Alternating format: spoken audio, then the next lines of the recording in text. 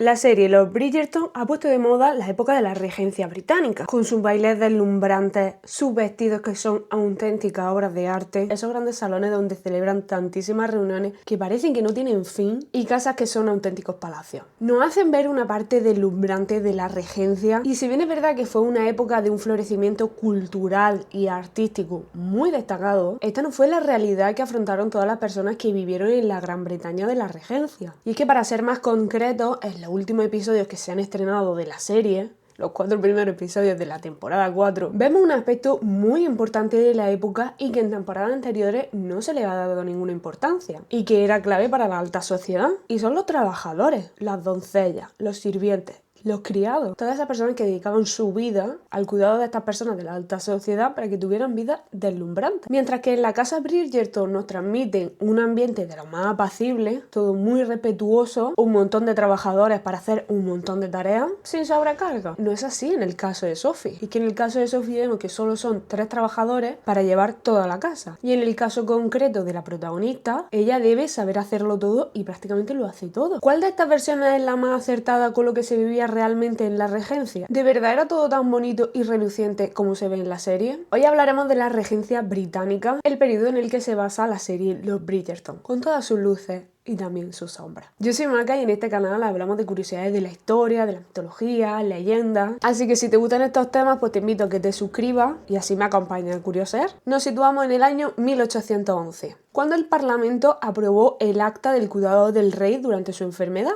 conocida comúnmente como el Acta de la Regencia de 1811. ¿Pero qué pasó para que se hiciera necesario la aprobación de una regencia? El reinado de Jorge III y Carlota tenía más de una sombra, entre ellas los problemas de salud del rey Jorge. El rey Jorge empezó a sufrir largos periodos de enfermedad mental. Uno de los que más preocupó al Parlamento fue el que vivió en el verano de 1788. Este episodio de enfermedad parecía que no tenía fin y que el rey no se iba a recuperar. Por eso en ese momento ya se aprobó un acta de regencia, el Acta de Regencia de 1789. Pero el rey Jorge se recuperó antes de que la Cámara de los Lores pudiera debatir y aplicar esta ley de regencia, por lo que quedó retirada. Desde ese momento la preocupación por la salud del rey estuvo siempre sobre la mesa y muy presente, ya que esto daba un punto de inestabilidad a la monarquía y al reinado. Durante estos años tuvo diversos periodos en los que su salud mental estaba muy afectada, teniendo periodos de lucidez en los que se imponía y se negaba en rotundo a aplicar la regencia, hasta que llegó el golpe definitivo que le hizo caer definitivamente. Y fue el fallecimiento de su hija menor, la princesa Amelia. La princesa Amelia había sufrido durante toda su vida una salud delicada e inestable. También sufrió erisipela,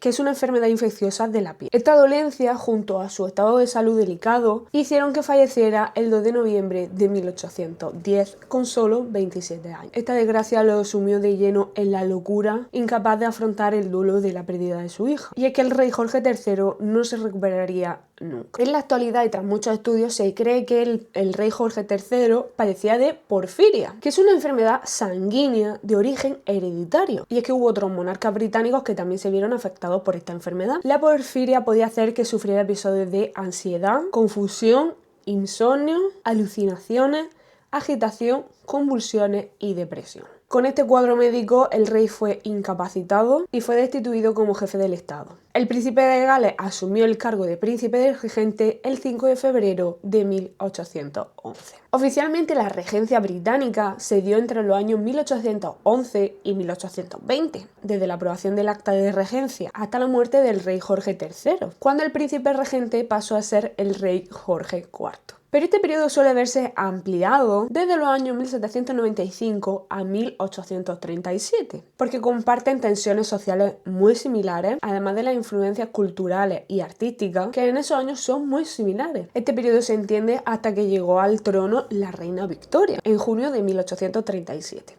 Estamos en un momento marcado por la guerra y la tensión social. Gran Bretaña estuvo envuelta en la guerra napoleónica hasta el año 1815, lo que provocó un fuerte impacto en el comercio, tanto nacional como internacional. Además, durante los años anteriores a que acabara este conflicto, hubo muchos reclutamientos forzosos, cosa que no hizo que la población estuviera especialmente contenta. Se produjeron hambrunas debido a la mala cosecha del año 1816, el conocido Año sin Verano, del que nació Frankenstein, pero de eso hablaremos en otro vídeo. A esto se se sumó un aumento del desempleo debido al aumento de la densidad de población, ya que se habían producido movimientos migratorios desde zonas rurales hacia núcleos urbanos que se estaban industrializando. ¿Qué pasa si aumenta la población y parte de esta queda desempleada? Que aumenta la marginalidad. De esta manera, y con tantísimos factores añadidos, los barrios comenzaron a masificarse, creando barrios marginales denominados como rockeries. Y aquí estaba el gran contraste en la población. Mientras que unas pocas personas aristocráticas de la alta nobleza y grandes terratenientes disfrutaban de los lujos, comodidades y fiestas, el 90% de la población británica vivían en barrios marginales y en condiciones pésimas tanto para la salud como para la seguridad. Socialmente la situación era muy tensa y la respuesta que tuvieron los gobernantes tampoco ayudó. Durante estos años hubo acontecimientos como la masacre de Peterloo, que tuvo lugar el 16 de agosto de 1819, donde el cuerpo de caballería de la milicia local, bajo órdenes de los magistrados locales, cargaron contra la multitud que se estaba manifestando,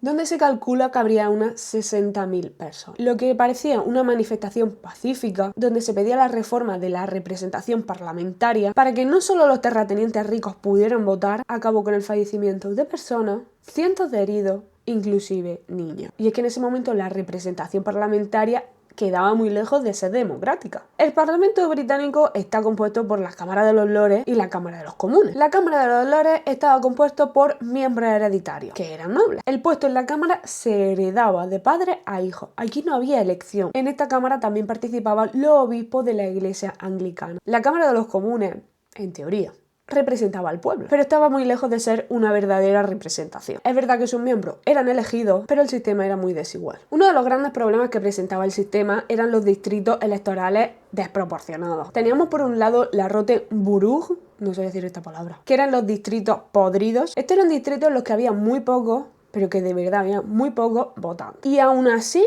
mandaban miembros al Parlamento. ¿Qué provocaba esto? Que aumentara la corrupción y la falta de representación democrática. Por otro lado teníamos los Pocket Borough, que se pueden traducir como feudo electoral. Estos eran distritos que estaban controlados por un terrateniente. Era él el que decía quién iba a ser diputado y claro está que colocaba al que más le favorecía a él. De esta manera la representación parlamentaria para la clase obrera era nula y ciudades que estaban viviendo un gran crecimiento debido a la industrialización, como podían ser Manchester o Birmingham, no tenían representación parlamentaria directa que velara por los intereses de esta parte de la sociedad. En este momento de la historia había muy pocas personas que tenían derecho al voto. Y es que solo podían ser hombres y estos debían de poseer propiedades o tierra con un valor mínimo. De esta manera no llegaba ni al 5% la población con derecho a voto. Y encima de todo, el voto era público, lo que hacía que estuviera más condicionado. Otras de las respuestas fueron las diversas leyes sobre el cereal, por las que se imponían aranceles a la importación de cereales en Gran Bretaña, lo que hacía que el comercio se redujera. Las Corn Law lo que hicieron fue aumentar los ingresos y el papel político asociado a los terratenientes.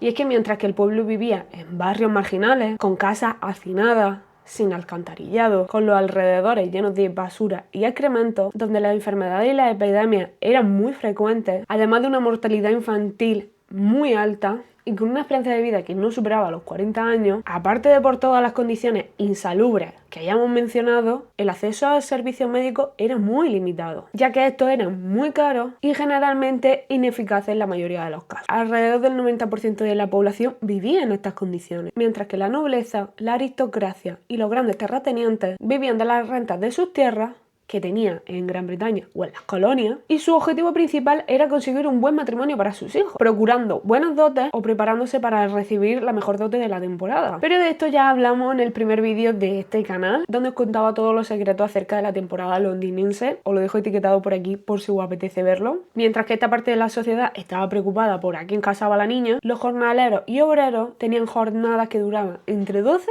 y 16 horas al día, con el trabajo infantil totalmente normalizado y por un salario aproximadamente entre 10 y 20 chelines a la semana, que daba escasamente para comer. ¿Y qué papel tenían las mujeres en esta sociedad? Como ya os podéis imaginar, no estaban muy favorecidas. Y es que si pertenecías a la clase alta, tu mayor propósito era mantener una reputación intachable y conseguir el mejor marido que ayudara a mejorar la posición de toda la familia. Y si pertenecía a la clase obrera, que era la gran mayoría de ellas, te tocaba trabajar duramente. La gran mayoría trabajaban al servicio de estas familias nobles, ya fueran de doncellas, limpiadoras o cocineras. La parte buena de este trabajo es que tenían techo y comida, pero esto se había repercutido en el salario. Al tener la comodidad de que le procuraban una vivienda y alimento, el salario en sí era mucho más bajo de lo que ya era de por sí. Las mujeres dedicaban su vida al cuidado de estas familias. Cuando llegaba el momento de que ya no podían trabajar, si no habían muerto antes por alguna enfermedad, se veían solas. Muchas de ellas se veían solas y en la calle, porque su salario no les permitía vivir decentemente y en esta sociedad pues las mujeres tenían un papel secundario, careciendo de derechos. Así muchas acababan en centros de caridad y este caso le pasaba muchísimo a las institutrices. Solían ser mujeres solteras que se dedicaban a preparar a las jovencitas para la temporada londinense. Le enseñaban todo lo necesario: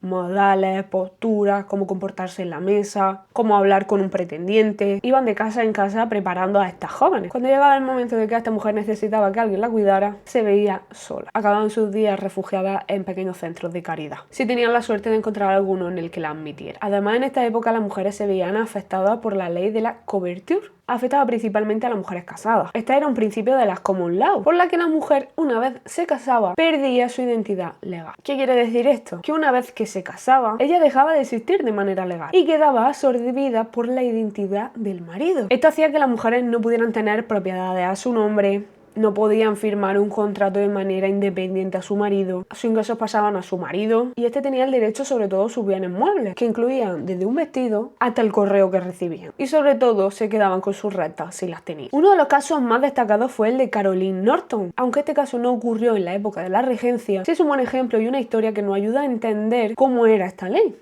Ella era escritora. Después de sufrir maltratos físicos y mentales por parte de su marido, George Norton se separó. Gracias a esta ley, George mantuvo la custodia de sus 3 hijos, arrebatándoselos, y controlaba todos los ingresos que ella generaba como escritora. Ella no podía hacer nada porque como mujer casada no tenía identidad propia. Caroline fue una pionera y luchadora por los derechos de la mujer, ya que emprendió una campaña de protesta que derivaron en la aprobación de varias leyes. La primera fue la Ley de Custodia de la Infancia en el año 1839, la Ley de Causas Matrimoniales de 1857 y la Ley de Bienes de Mujeres Casadas de 1870. Y es que con esta ley daba igual que sufriera maltrato físico, mental, que el esposo tuviera otras relaciones, que esto era muy cotidiano. Una mujer no podía ir a demandar a un hombre o a quien fuera si no iba acompañada de su marido y era su marido el que demandaba. Y es que solo en algunos casos de familias muy bien posicionadas se hacían acuerdos matrimoniales antes del casamiento para poder proteger el patrimonio y posibles herencias que pudiera recibir la mujer. Si esto no se dejaba bien atado antes de que se celebrara el matrimonio, la mujer lo perdía todo, lo que tuviera